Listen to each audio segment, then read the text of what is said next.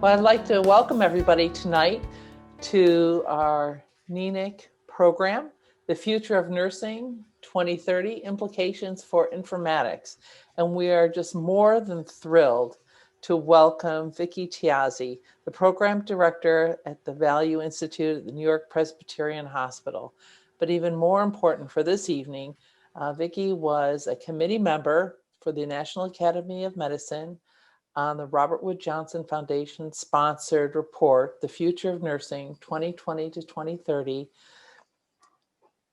Charting a Path to Achieve Health Equity. We're very excited. We have a couple of thank yous. We'd like to thank our sponsors, our joint provider partners, Boston Children's Hospital, who always helps us with our CE and provide additional value for this program. And we'd also like to announce that there are no conflicts of interest and there has been no commercial support for this program. And with that being said, I'd like to welcome Vicki and turn it over to her. We're so excited about this presentation. Thank you for the warm introduction, Mary, and a special thanks to NENIC for hosting this event and elevating the visibility of this report. This is certainly one of my favorite informatics groups, so it's a real pleasure to be here with you all tonight. This is a big report. It is over 500 pages, for those of you that might have used it for some nighttime reading, 11 chapters, 9 recommendations, 54 sub-recommendations. So I am going to do my best to hit the high points, and I really want to make sure that it is relevant not to just nurses, but those with informatics experience. So that is my plan here this evening. So in terms of the agenda, and hopefully you all saw the slide switch, all good? Great. So I'm going to start out with a little bit of the context and background, specifically talking about the first report, and then I'll talk about specifically my role on the committee and how that came about, and then a bit about the process. I do get a lot of questions about how this all worked and what does a consensus report mean and what are the rules that we have to follow, so I'll cover a bit of that. Then I'll get to the overall key messages of the report. So there are 5 what we call high-level key messages. So I'll review those. And then I'll make the transition to the informatics portion of the talk. So talking about technology, data, and informatics aspects that are sprinkled throughout the entire report. And then we'll end by honing in on recommendation number 6, which is the one that is crafted specifically for informatics. And hopefully we can maybe do a little chat discussion when we get there, and then finish up with action and advocacy as next steps. So without further ado, in thinking about how this report came about, some of you may have been around for the first report, which was crafted in 2009. And it was a partnership, just as Mary mentioned, with the Robert Wood Johnson Foundation. And they approached what was then called the Institute of Medicine, or IOM, which is now called the National Academy of Medicine, to set a vision for the nursing profession over the next decade. It mostly centered around building the volume of the nursing workforce. So that's what you'll see with the key messages in that first report, right? So it was all about how do we educate more nurses, a real focus on BSNs and PhDs, full practice authority for NPs. So something we've been struggling for over a decade now, growing nurse leaders, and improving data collection around the nursing workforce. So believe it or not, this first report had very little mention of informatics or technology, right? So there was a passing mention of nurses using electronic health records. But outside of that, this first report was written before the high-tech, or right at the time of the High-Tech Act, and certainly before smartphones. So really a lot has happened in this past decade. So now fast forward to 2018, and Robert Wood Johnson Foundation again approached now NAM about another report, with the thought that this was not going to be Future of Nursing Part 2. And the idea was to be very intentional about the role of nurses in advancing health equity. So you'll see that everything in the report looks at nursing through that lens. And what we were hoping to do is make the case that nurses are uniquely positioned to improve health for all, and in that way transform our healthcare system. So the report was originally slated to be released actually in December of 2020. And I know Mary and I have had many conversations over the months on getting the timing right. And so we were given a 6-month extension given COVID. And so it was released during Nurses Week this past May. So we could consider some of that newly emerging evidence around COVID, and include some recommendations regarding the role of nurses in responding to the crisis. And we actually included one extra chapter as a result of COVID, which talks about disaster preparedness in nursing. So it was certainly my honor and privilege to represent nursing, specifically with technology and nursing informatics expertise on this report. And so I wanted to comment briefly a little bit on my experience leading into the report, to serve as a bit of context, because I certainly get a lot of questions. How does this work? How did you get on the committee? Who's on the committee? So roughly about 10 years ago, we had an initiative here in New York City called the New York Digital Health Accelerator Program. And it was formed with the idea of bringing healthcare startups into New York City. And so at the time, as the director of informatics strategy at York-Presbyterian, I served as the mentor from our hospital. And I had a keen interest in piloting mobile health technologies in our Washington Heights and Inwood patient populations, just because we hadn't done an exploration of using technology with, underserved, mainly Medicare, Medicaid populations. So 2 solutions in particular stood out. One was collecting medication data from patients in their homes, and we used an existing program that had community health workers. And it was great. Community health workers used an app called Actual Meds.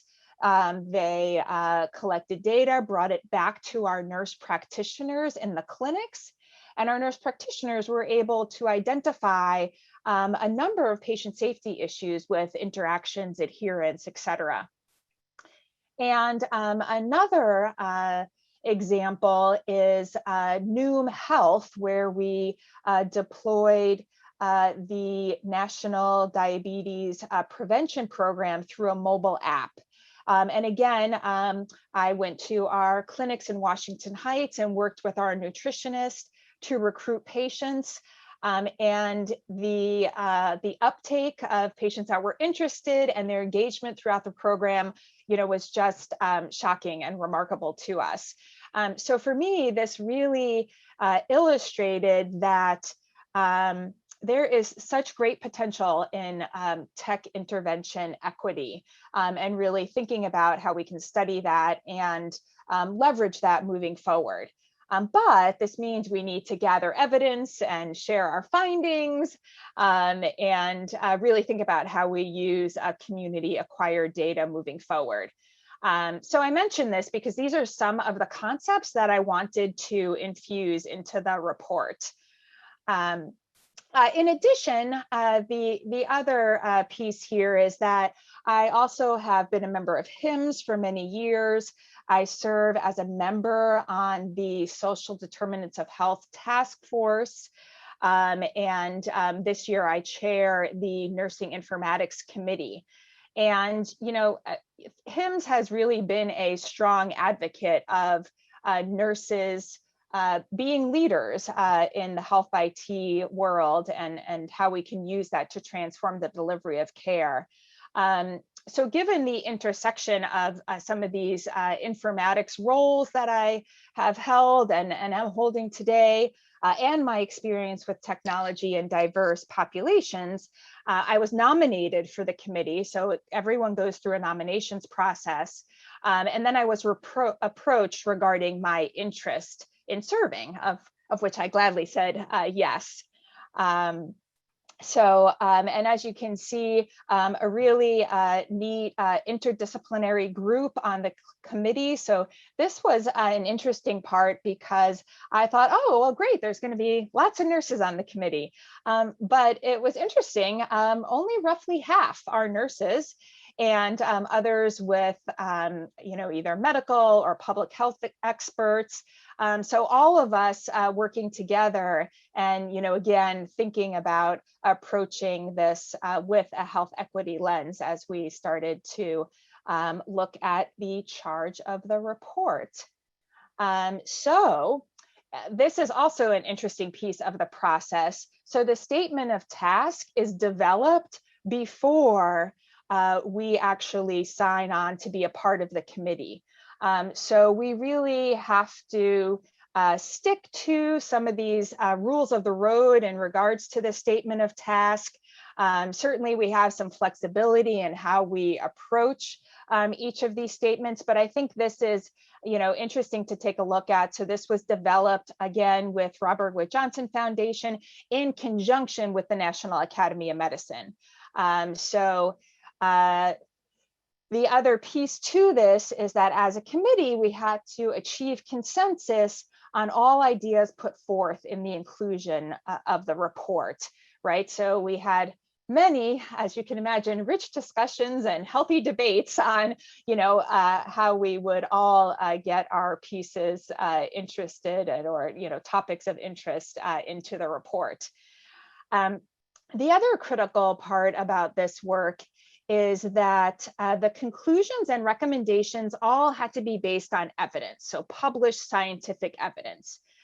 So not, you know, organizational use cases or word of mouth.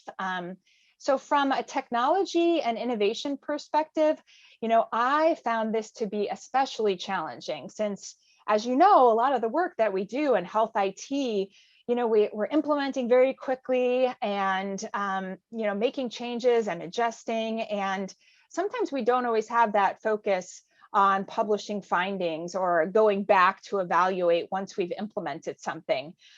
So that was a real challenge for me as we move forward with the report. And then the next thing I just wanted to note here, this is the vision of the committee. So this is something that we actually developed as a group. So this took place after we, you know, investigated and reviewed the statement of task.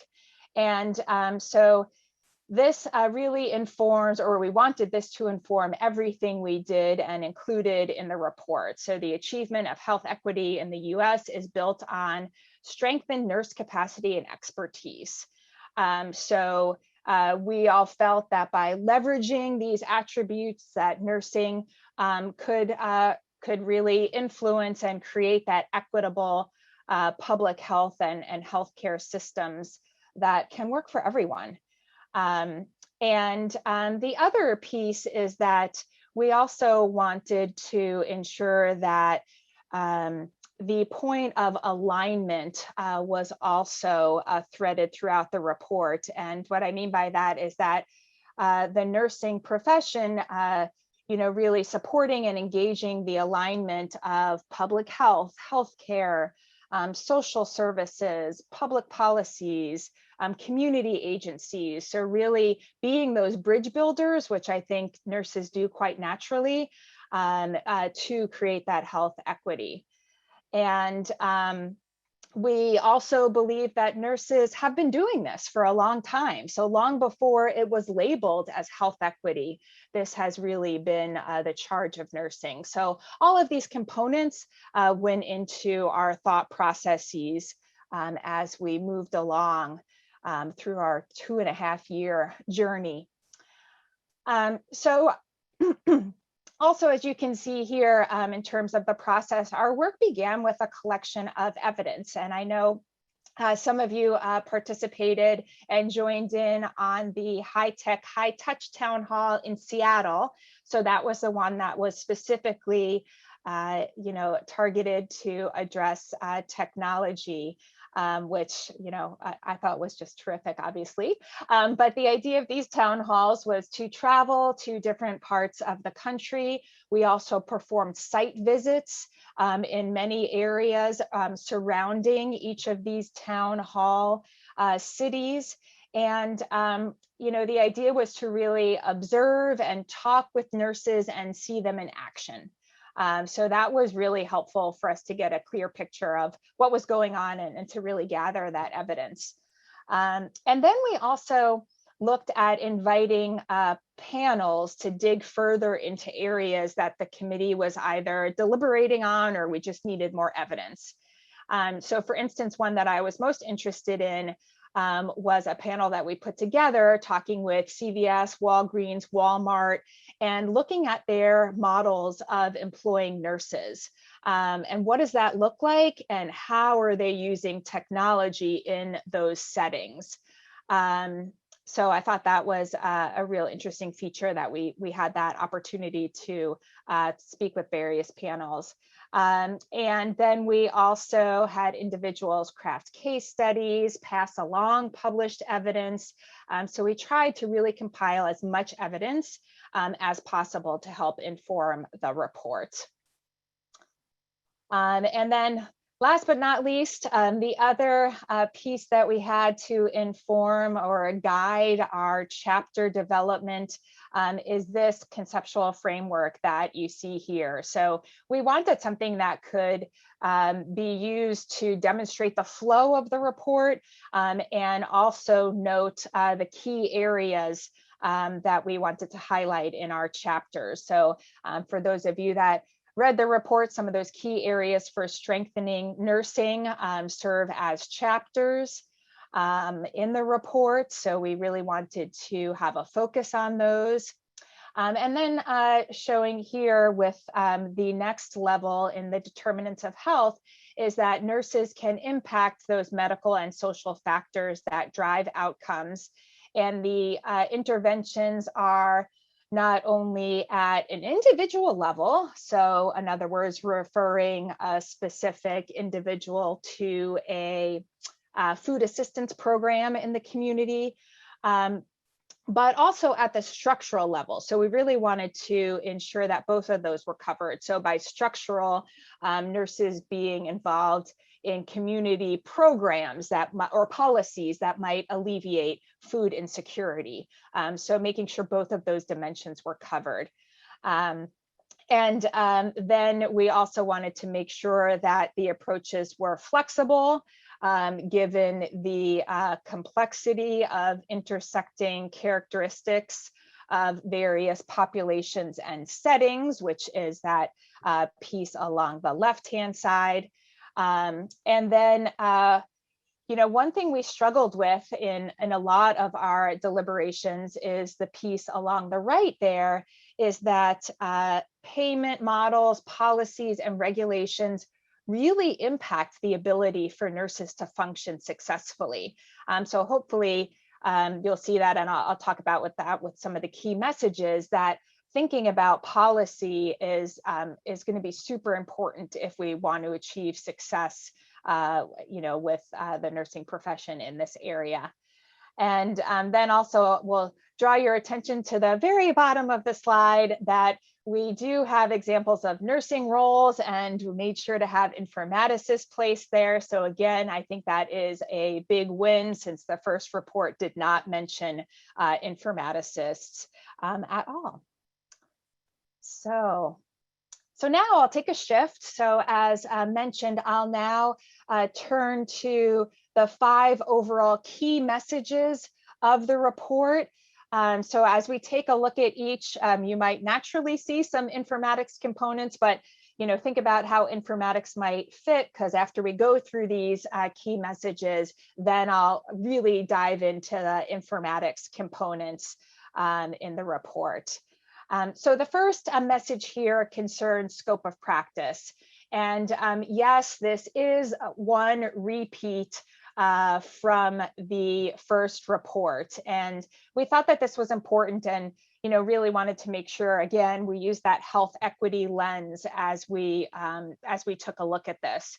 So, one of the big challenges facing our profession over the coming decade is overcoming these regulatory restrictions and how it limits access to care and generally high quality care that's offered by our advanced practice registered nurses. So this not only includes nurse practitioners, but nurse midwives, clinical nurse specialists, and our CRNAs, our nurse anesthetists. So while there has been some progress, there are still 27 states that do not allow full practice authority for nurse practitioners. So I had no idea. And, when we started discussing this, I started digging deeper and deeper because, the full practice authority, as some of you might know, allows nurses to prescribe meds, diagnose patients, provide treatment without the presence of a physician. So certainly not permitting nurses to practice in this way really decreases the amount of healthcare services that can provide care to those that really need it. So really hampers our health equity work. And I think this reduction in capacity is really seen in some of our rural areas. So we saw that as we looked across the country and how in those rural areas there is definitely a gap in care and how nurses can certainly fill those gaps. So I think the other interesting piece here is the connection to COVID-19 and specifically with telehealth eligibility. So while through COVID, some of the barriers were lifted, allowing nurse practitioners to bill for telehealth visits, one of the big recommendations of the report is that now moving forward, we would like those to stay in place because unfortunately already we're seeing some of those being rolled back. So again, this is a great opportunity for advocacy around this and the scope of practice advancement. So the next big message is paying for nursing care. So without strong financial support, it's really going to be difficult to get nurses into communities, engaging with individuals and really expanding their reach.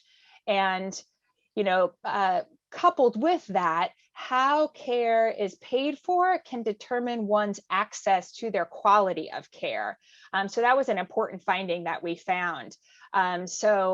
Really thinking about how to strengthen the design of these public and private payment models so that nurses are supportive, encouraged, and incentivized to bridge those gaps is going to be is very important. And so the report recommends a number of items in this area. So as you can see here, look at reform for fee-for-service payment models. So ensuring that the CPT code sets include appropriate codes for nurse-led services such as case management and care coordination. So we've made some strides in that area, but we think more is definitely needed. And also having the RVUs attached to those CPT codes so that nurses will get direct reimbursement for their work. And one of the areas where this is big is in school nursing, so school-based nursing, and having them be able to reimburse properly.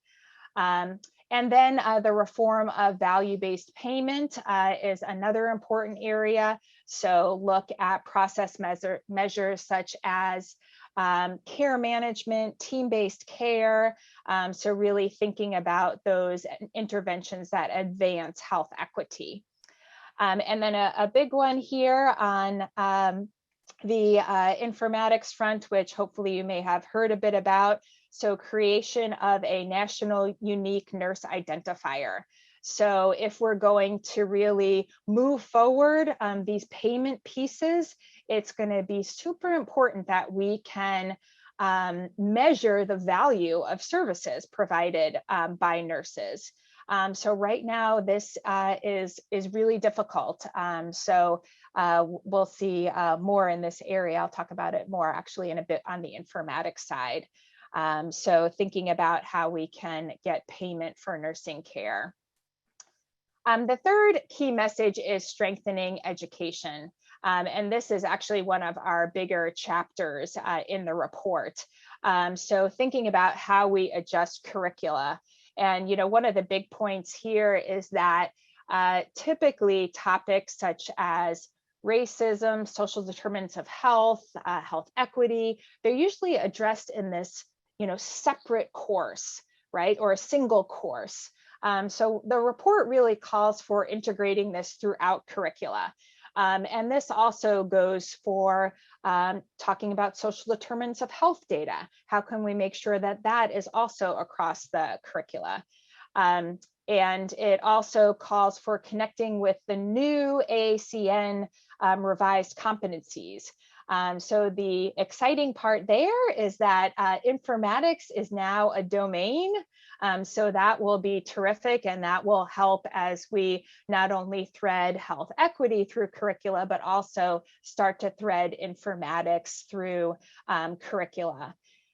The other big piece to this is really thinking about how we examine the culture of our nursing schools and be very critical and think about the diversity of the faculty. So this was something that we found also as we looked across the country and at the evidence. And not only diversity of the faculty, but also diversity in methodology. So that traditional pedagogy won't work when we're talking about health equity and social determinants of health.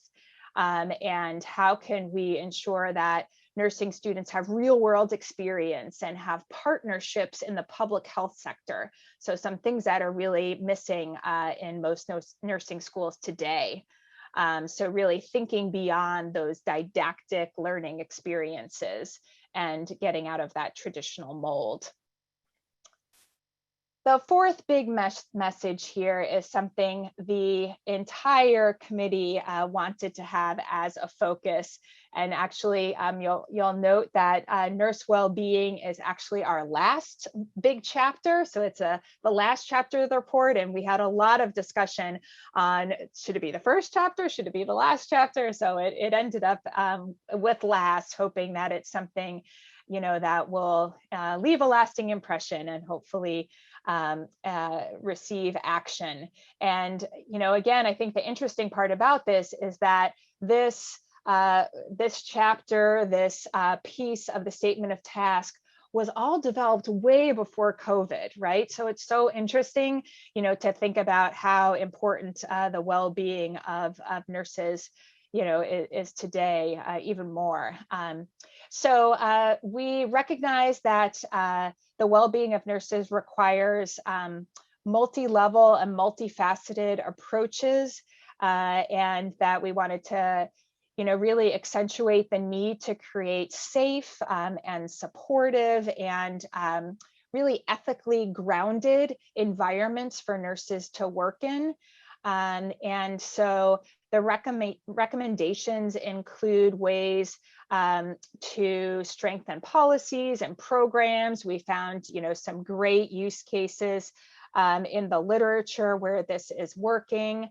And, in order to do this work, this also requires some systematic data collection at both the employer and the state levels about the well-being of our nursing workforce. So one thing we noted is that it was really difficult to find any quantitative evidence around the well-being of the workforce.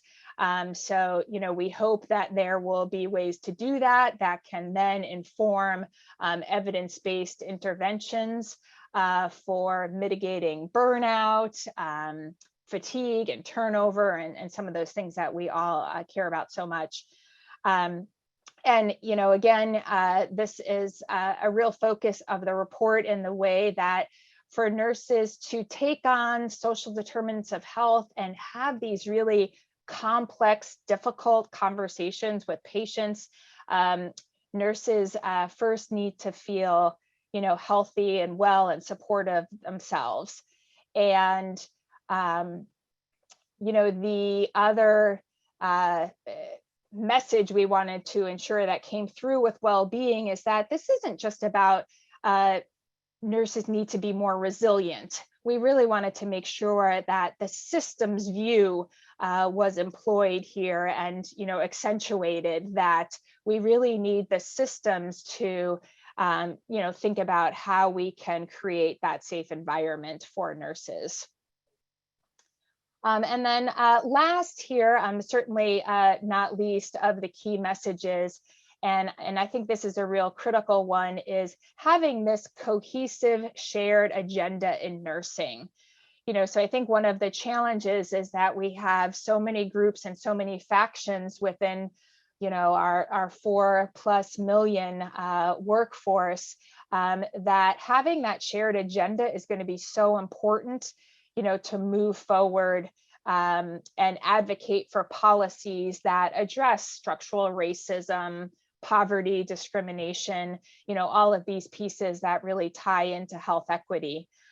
So we wanted to accentuate the need to develop mechanisms that would leverage the expertise of public health nurses and really making some of those connections between nurses in the acute care setting and nurses in the public health setting, and how to really pull all of that together. I think the other interesting piece to this, shared agenda and talking about advocacy is that we mentioned the need for communication strategies within the profession. And we include the use of social media, and how can we really amplify to the public as well as policymakers. So really thinking about media and the role that plays in nursing. So I think that'll be interesting to take a closer look at moving forward, and again, developing action plans about elevating and escalating the voice of nursing, because if anything, we've seen in the past year that nurses are being heard. So now it's a matter of figuring out how to leverage that. How do we get more nurses onto boards and other leadership positions that are outside of healthcare, right? So nurses on community boards, housing authorities. We saw some great examples in Washington State where nurses are doing that. Nurses on school boards, nurses on the boards of, or even working at large technology companies, right? So how do we get that infusion across all work settings? So I know that is a lot to cover, but I really wanted to give that big picture and hopefully the cliff notes of the 500+ pages before getting into some of the next steps. So now we will turn a bit to the takeaways of the report from an informatics perspective. So the first, and of course, what I think is most important is data. So in order to address health equity, and I said this to the committee so many times, nurses need data, and we can't change what we don't measure. So I am thrilled that hopefully is noted throughout the report. We mentioned this a couple of times, that the collection of social and behavioral determinants of health and social needs it is just critical. And in order to do this work, that's where we've got to start. And it's not only collecting these data, but it's also facilitating the sharing of these data across settings, especially with our community-based organizations, which not all of them are electronic. So I think this is, a great test case to really get interoperability going, right? We've been working at this for a long time, and we're seeing it again, using COVID as an example, right? There was just a great piece published recently about, hey, we got some exchange of COVID vaccine data working. Why can't we get other stuff going, right? So really putting that focus on interoperability moving forward. And that certainly ties to what I consider the next big task is then, if we're gonna have nurses or others collect these data or patients send us these data, we've got to make sure that we can incorporate them into nursing practice in a meaningful way. So that's thinking about the visualization, the contextualization, and incorporating these data into clinical decision-making, right? The last thing we want to do is just provide more data to nurses and overload them without doing that work. So I think this is a great call to nurse informaticists to, start thinking about how can we infuse these data into our clinical decision-making rules and engines, or whatever your organization might have. And I think also connected to this data collection is thinking about the environmental factors as well. So collecting data on where patients live, or tapping into the APIs of your city, county environmental data. So with asthma, we've done some work looking at the humidity levels in a particular geographic area, or looking at the pollutants that are reported regularly, right? And how can we use those in our nursing practice to inform our care?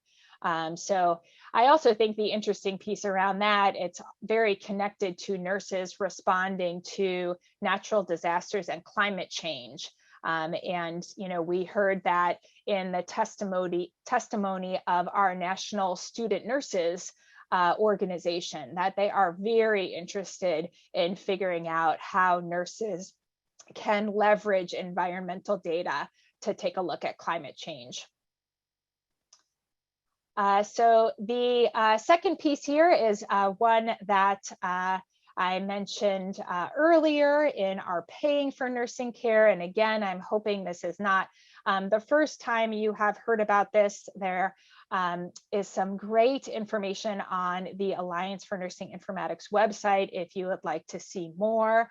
But again, as we transition to this value-based reimbursement, we've really got to figure out how to measure nurses' contribution. So this is about how we can connect nurse characteristics with patient characteristics within large data sets across organizations, use it for research.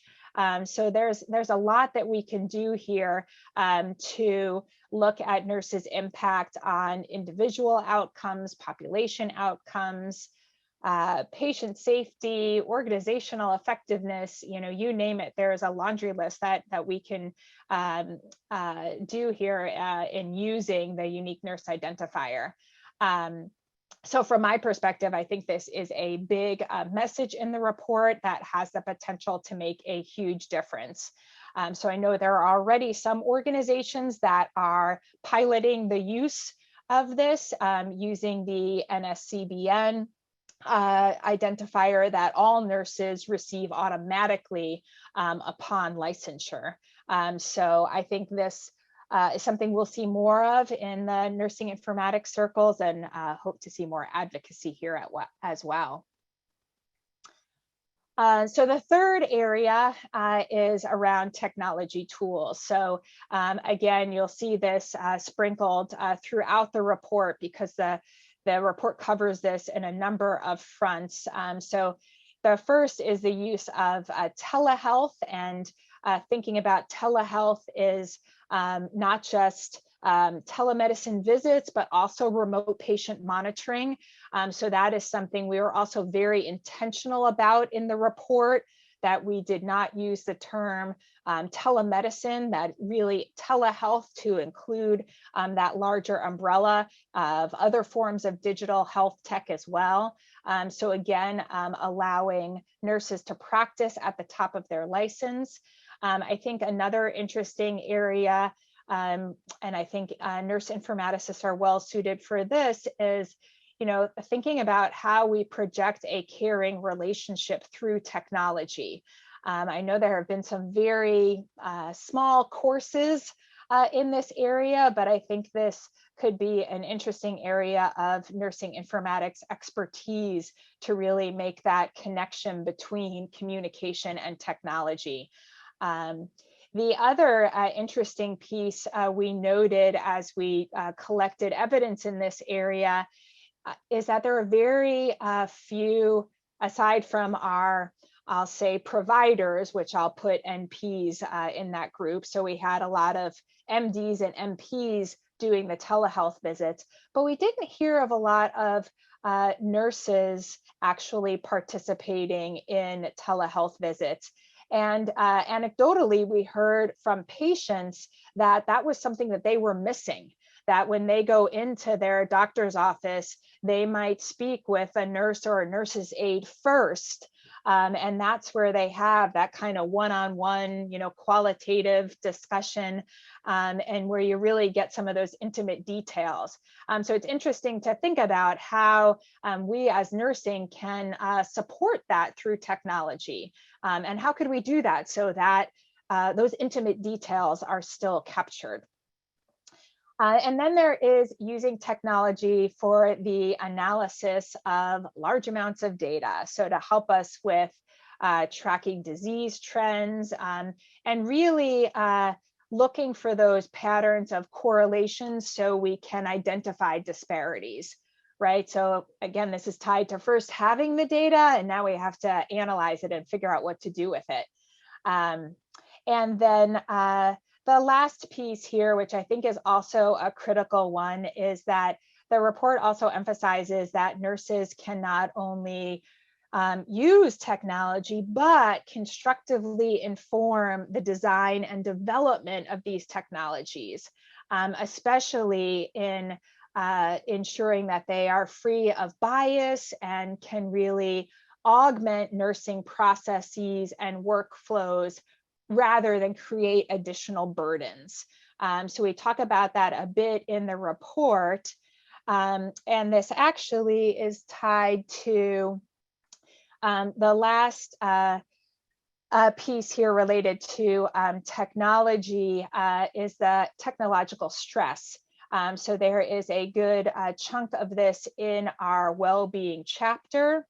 And just thinking about, as we want to advance data collection, the use of technology, a unique nurse identifier, right? All of this must be considered juxtaposed, the stress in the workplace.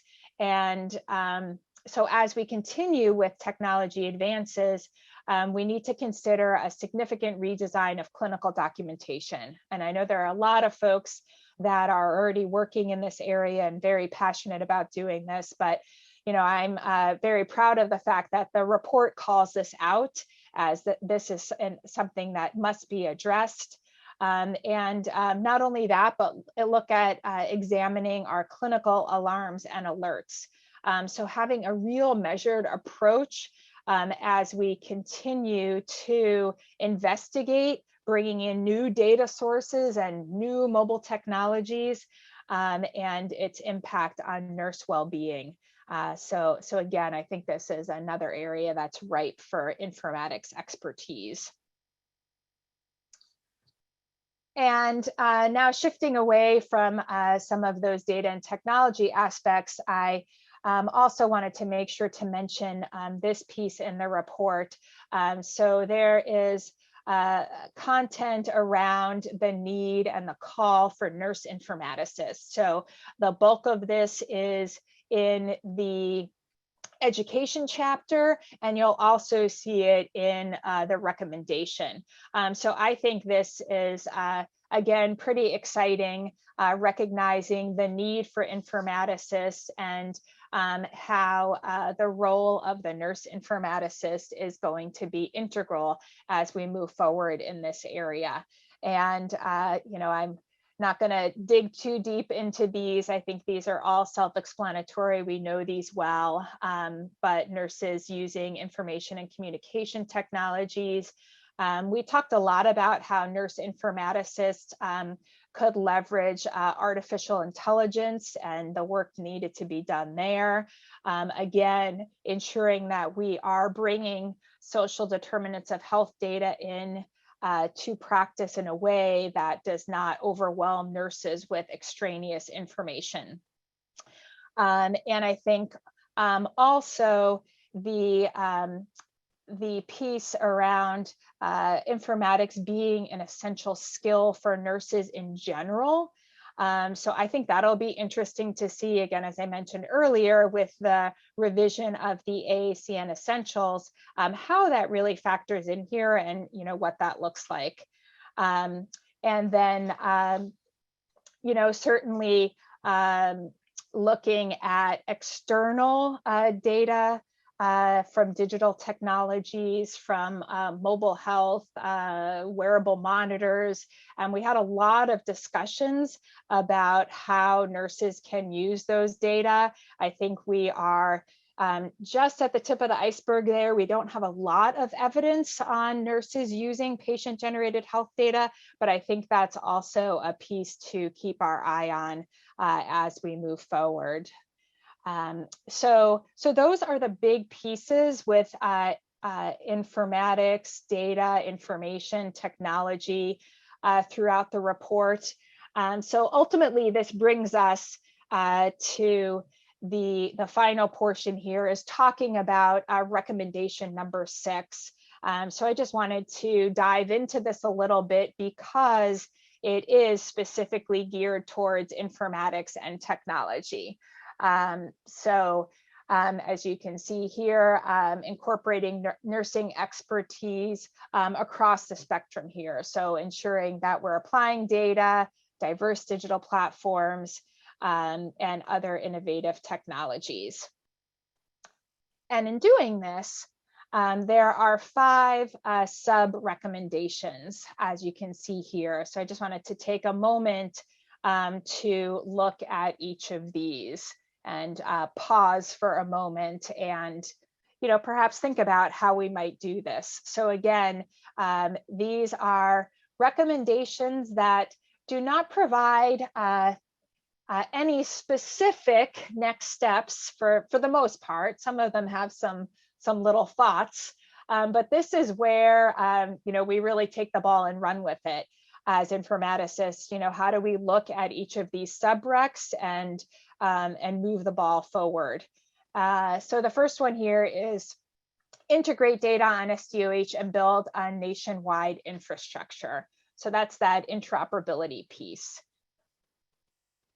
In terms of being a little interactive here, if you have any strong thoughts in the chat, feel free to put them in. I certainly not requiring it, but here are some of the things that I think about in this area. So I think about facilitating referrals of care.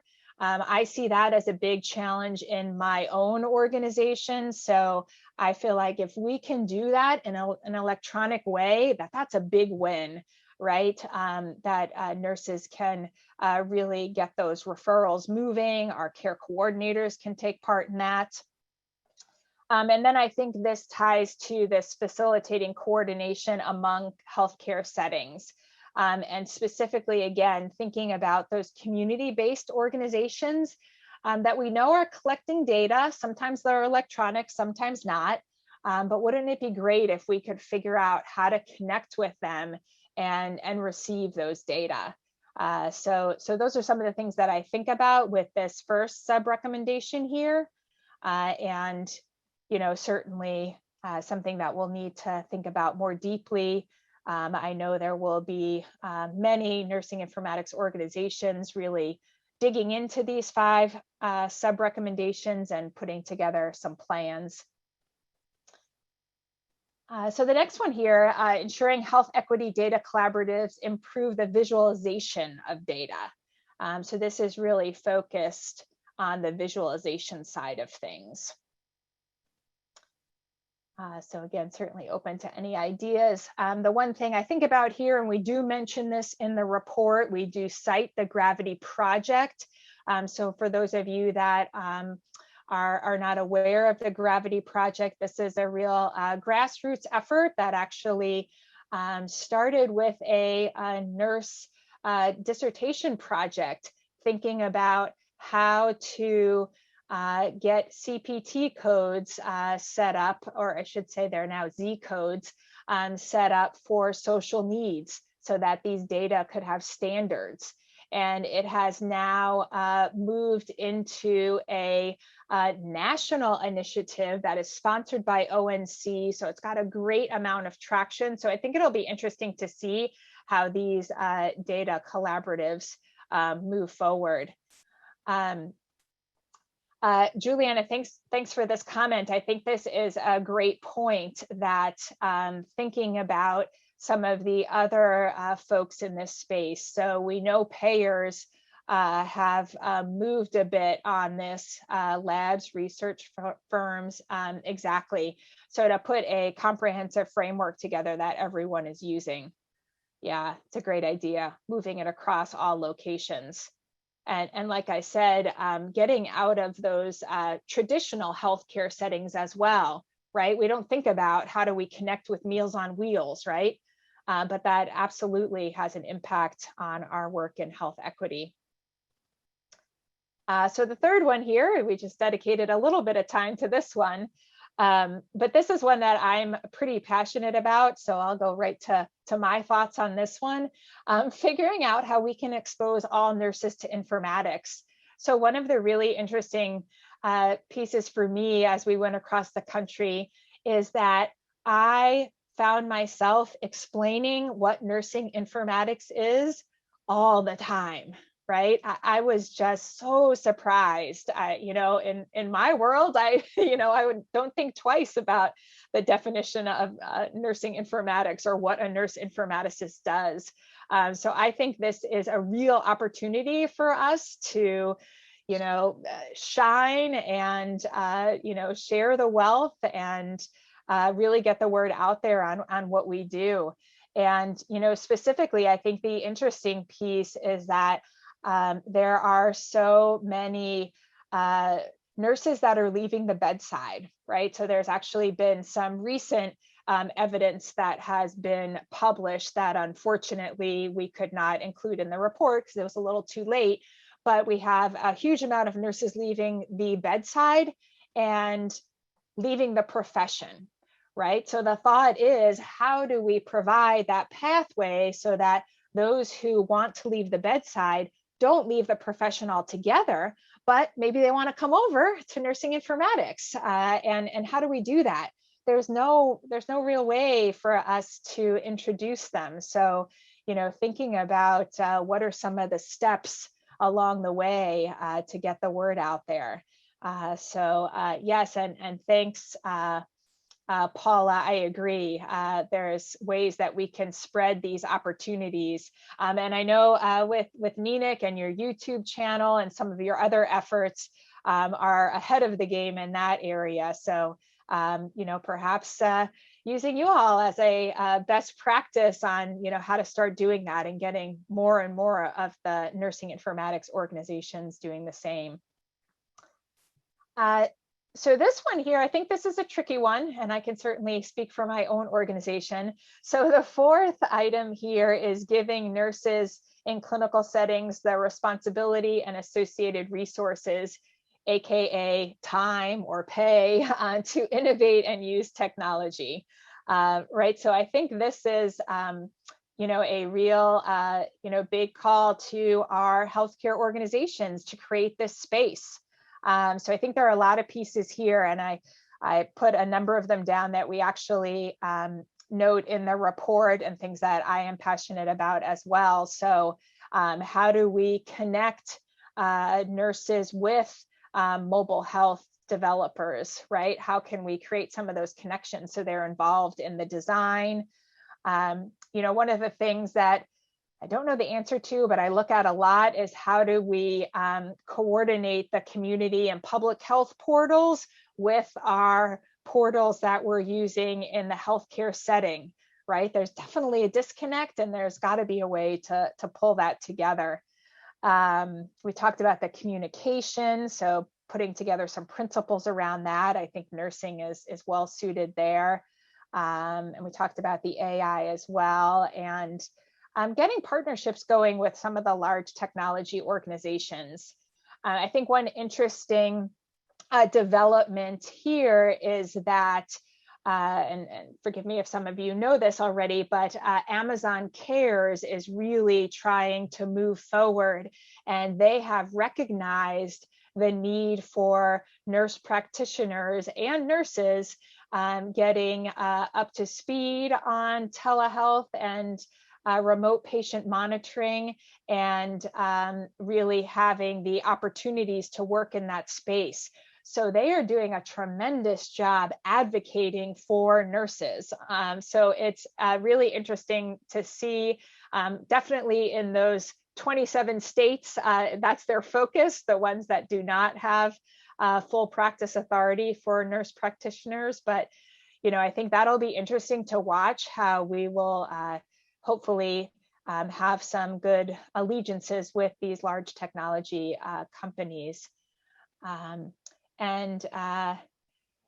Thank you, Rebecca. This is terrific about your capstone project and keeping the informatics department connected with the floor nurses. I think that's also, great best practice way to get that going. And yeah, CE recordings, absolutely. Thinking about how to get videos out. I mean, certainly with social media, how could we get, an Instagram, TikTok presence for nursing informatics? Maybe there's some interesting work to do there around communication. Absolutely. Yeah, Paula, I think great point, Paula, on AI and predictive models being expanded for nursing documentation.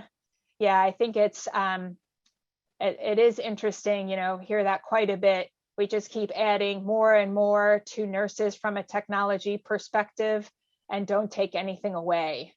A related point, and there wasn't anything that was scientifically published, so this was hard to include, but we did take a look at, over the past year, the states where nursing documentation was reduced during COVID, right? So in some states, they took away some of the requirements for care planning, for certain education requirements, things like that. And nurses loved it. But what happened? All got put back. Right. So I wish we had, it happened so fast, and certainly we had other priorities, but I wish we had done a deeper dive to look at what that meant to take away some of the documentation, and was it okay to take it away? And maybe it's okay to keep it away. So that's a really good point. Yeah, and a couple other comments here. Oh, they're flying in. Great. Yeah. Marty capitalizing on, the fact that nurses are the most trusted profession. So certainly we highlighted that in the report. And, in most cases, again, as we traveled across to look at, the different town hall sites, the patients were out there, and the nurses were out there in the communities, and we're absolutely trusted by the patients and connecting with them.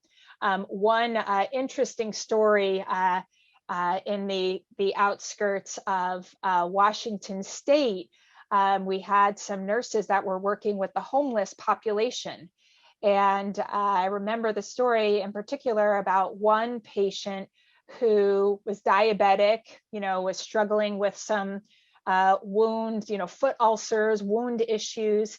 And the nurse provided a smartphone to this homeless individual. And that patient would check in with the nurse on a regular basis through the smartphone, show how the wound was doing. So she was providing care at a distance using the smartphone. So I think it's super interesting to think about the potential. Yeah, great ideas. And then real quick, lastly here on this last subrec, so the fifth of the subrecs to recommendation number 6 is providing resources to facilitate telehealth by nurses. So going with that last example, one of the big things we need is that national strategy for broadband, or I personally think we just need to go straight to 5G. And how do we advocate for that, and why that is so important to the care that we give to individuals that might not want to come into a healthcare organization on a regular basis, or in those rural areas that we talked about earlier. And then how do we increase the availability of necessary hardware? So are these now healthcare tools that we should be providing to patients? And is this potentially way cheaper than the health system we have today? Could we give them this hardware to decrease the number of visits and improve outcomes? I think an amazing area for nursing informatics research. So great. So thank you all for engaging and providing some comments there. To conclude, I would be remiss if I didn't talk about next steps. So as I mentioned, the report synthesizes the evidence, provides recommendations, and now it's time for the collective us to do the work. So please do keep out for or keep an eye out for ways to stay connected. Some of the big ones, the National Academy of Medicine Future of Nursing website. If you have not signed up there already, there is a way to get updates. There's also a lot of great resources that are being updated regularly. In fact, they just put out a really nice infographic the other day that I haven't had a chance to share with folks yet, but certainly check that out. If you're not already connected to the Nursing Campaign for Action, which is co-sponsored by the Robert Wood Johnson Foundation and AARP, the Campaign for Action also has a place where you can enter your email and get updates. They have already started convening groups to brainstorm about each of the recommendations and sub-recommendations. So it is a lot with those 54 subrecs. So I know they've been creating subgroups and really doing a deep dive. Again, I think we need nursing informaticists to really do the deep dive on recommendation number 6. And really keep an eye out for action plans, any roadmaps, and certainly if it's something that NENIC might want to do, I'd be happy to help support or provide any information that you might need. Looking at collaboratives, there are certainly some collaboratives forming. Again, I've seen a couple through AARP looking at advocating for policy changes. So there are certainly some overarching policy changes, but then there are some that are super specific to informatics and technology. So I think that would be important to explore. Also, the Alliance for Nursing Informatics has a policy group as well. So that is a connection for advocacy too. And then, aligning with your nursing specialty organization. So such again as ANI or AMIA or ANIA. So I know all of these groups are starting, and HIMSS as well. I know they're all starting to talk about how to mobilize around this. So I would stay tuned for more information, and I will certainly be, sharing on social media, LinkedIn, Twitter. I'll be getting as much out there as I see in this area. So the path forward really calls for every aspect of the nursing profession. There is certainly a place for us all to take action and advance advocacy, and really work to preparing this healthy future for all that leverages technology and informatics for good. So I hope this was helpful and gave you a good flavor of what's in the report and how informatics strongly connects. Again, I'm super excited that we had the ability to include informatics in the report. And Paula, to your point, I do have this slide here on resources. So I am happy to share this with you so you can either post on your site or share with your members. I am more than happy to help. So again, thank you for having me tonight and for elevating the messages of this report, and certainly happy to take any additional questions. Well, Vicki, thank you so much for that wonderful, wonderful presentation. It's so nice that we have you to summarize a 500-page document. So we don't have to do it all ourselves. But I'm sure there's some questions from our group. And actually, I have just one basic question. Can you tell us, or you may not know, but I think you said there were 27 states that do not allow nurses to practice at their full potential. How close are those states to, where are they, and how close are we to overcoming those barriers to enable nurses to function and practice at their full potential? Yeah, that is a good question. So what I can show you here, I've actually got a quick visual of the states and their status. So I think right now what we have in the report, I believe the same picture is in the report. Here we go. We have those that are in partial status or have no status. So let's see here. Here's our picture. And let me get the sharing going here. So slide and share. So here we go. So this is what we've got. So we have full practice, reduced practice, and restricted practice. So hopefully this gives you an idea. Sure. Massachusetts, obviously, in a nice, actually, most of New England in a nice spot. New York has a little work to do, but hopefully that helps answer the question of where they are exactly. Sure, that helps a great deal. I wonder well, I have one more question. So it's really interesting, and I wonder if you could just reflect on this. I know you don't have an answer, but perhaps you could just reflect.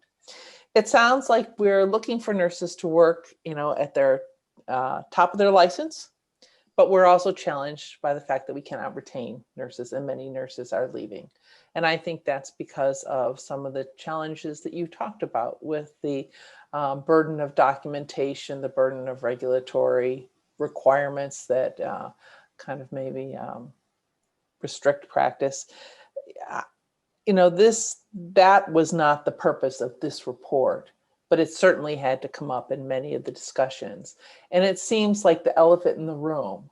How is that going to be addressed, or where do you think that fits in this whole initiative? Yes, I agree. It is the elephant in the room. And I think this was a very challenging discussion for the committee, especially given that the report was commissioned by the National Academy of Medicine.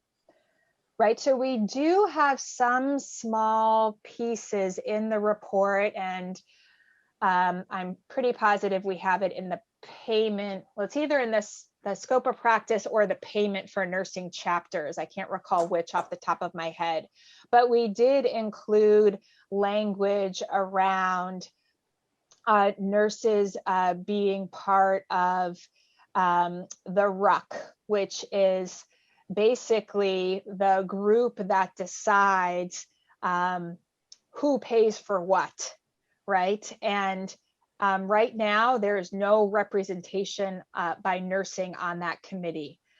So I think that's an interesting area of exploration, but I think you're right that we need to get in there. And I think even the fact that we had a chapter on payment for nursing was even challenging. So I consider that a small victory. And one thing that we did not address fully, and again, I don't know the answer to this myself, but why the last 10 years have not been successful in moving the needle on this. So a very good question, and I unfortunately don't have the answer, but you know, the fact that the report calls this out, you know, I'm hoping that there will be more advocacy around this. And as I mentioned, I think Amazon Cares and perhaps other big players getting into the mix and helping to support this movement might make a change. Yeah, so a couple of things. So I'll say one, so yes, entry to practice is, you know, certainly something that we took a look at. And actually, I believe, gosh, if my memory serves me correctly, I think it was the Chicago Town Hall. If you get a chance to look at it on the Future of Nursing website, it was a fantastic presentation by a school in Rhode Island that is actually, you know, working with, I think it's a predominantly Latino population where they're introducing nursing at the high school level. So really preparing, you know, diverse nurses at, you know, an early stage. So I think you're right. I think figuring out how to make sure that entry into practice is equitable, because we know that it's not. You know, I think coupled to your question, which is also something that's not covered in the report, given the timing, right? How many nurses we've lost over the past year, right? So we were not able to include any of those statistics in the report. So quite frankly, when we had a lot of discussions, it wasn't that we had a nursing shortage, but rather a distribution issue. So that's what we were more focused on, and you'll probably see that in the workforce chapter. So the workforce chapter is pretty focused on you know, changing or distributing nurses in various settings and looking at the diversity of the nursing workforce. It's a wonderful discussion. And I think that you've certainly put a lot of information. I'm sure there'll be a lot of reactions. It's going to be really fun to follow. And I'm really curious to see how it's going to be operationalized nationally, because I know with the first report, I mean, there's some really wonderful things that came out of it. I mean, there were, you know, work groups at the national level and I mean, at the state level, and there are really some very interesting, everything from best practices to, you know, innovative initiatives. So it's going to be interesting to see what happens here and how we can digest it, reflect it, and how we can contribute to advancing, you know, these initiatives. You know, you've done a good job of setting the vision. So we need to figure out how we can put this into practice, and that's going to be fun. So how about one more question from anyone? I do have a question, and what you just said, Mary, kind of contributes to my question. In the first report, just given the nature of what it was covering, the workforce, there was an almost inherent involvement of the higher education community and everything that happened and all the action plans and action centers. What is it that you see, and how does the higher education community, obviously I have a selfish reason for asking that, but how do you see the higher education committee being involved with what it is that needs to happen now? Yeah, so I could speak to a couple points. So I would say, you know, as I mentioned, the AACN Essentials were being revised at the same time that we were doing this report, and we had full knowledge of what was going on there, and we wanted to make sure that we aligned with that and acknowledged that those new updates in the report. So you will see that in the education chapter. So with that, I can say that I believe it is 2 years. So within 2 years, nursing schools, in order to be accredited, will have to adhere to those new updates. And as I mentioned, informatics is a new domain. So schools will have 2 years to ramp up. So I think that'll be curious to watch, because not only do I think we have a shortage of nurse informaticists, but we have a shortage of nursing informatics professors, right? So how are we going to get this teaching out there? So I think that's a really interesting point. And then the other thing I would mention is that in the first report, there was, and I don't know that I have a slide handy on this, but the first report had a call for more doctorally prepared nurses. So if you look at the graph over the past 10 years, you've got PhDs bumping along, right? And you've got DNPs taking a huge increase, right? So how can we do the same with PhD prepared nurses to really build up our evidence base? So I suspect we'll see a lot in that area as well, to think about how we generate more PhD prepared nurses moving forward.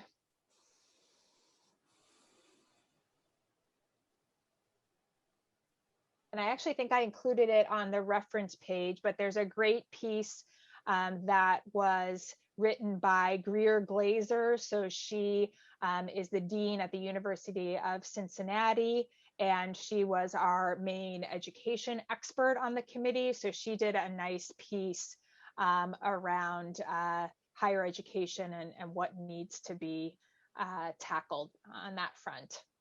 So that might help you as well.